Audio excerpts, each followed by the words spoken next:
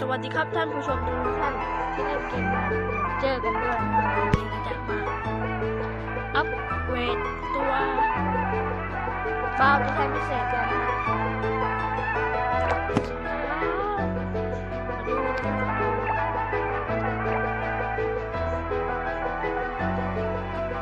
เนี่ยฮะนี่ครับไอดีลองครับไอดีลองไอดีหลัก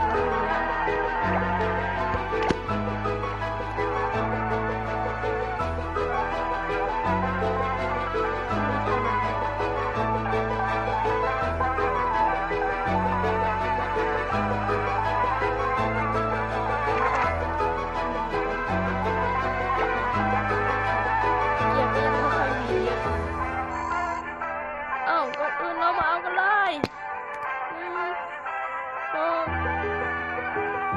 3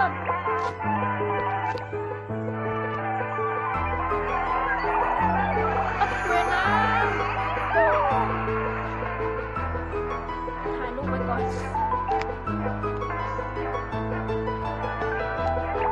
เนี่ยเราก็ได้อัปเกรดเป็นอันเสร็จเรียบร้อย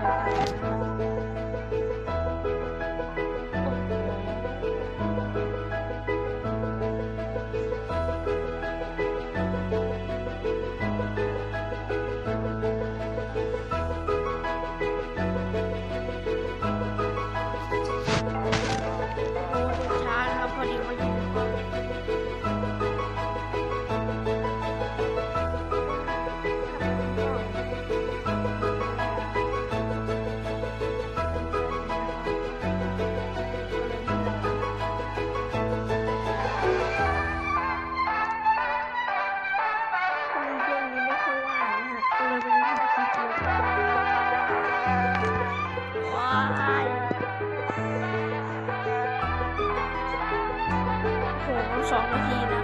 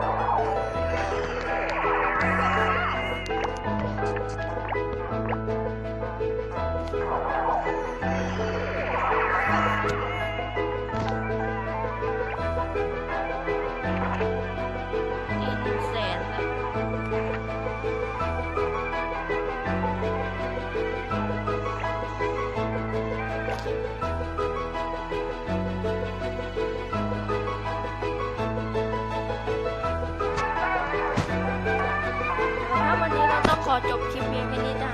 อย่าลืมกดไลค์ กดแชร์ กด Subscribe เพื่อเป็นกำลังใจในการทำคลิปต่อไปอย่าลืมเดือนหน้าผมจะกระชากเดือนหน้ามีตัวอะไรมาดีๆก็จะเปิดให้ท่านผู้ชมได้ดูกันสำหรับคลิปนี้ขอบ๊ายบาย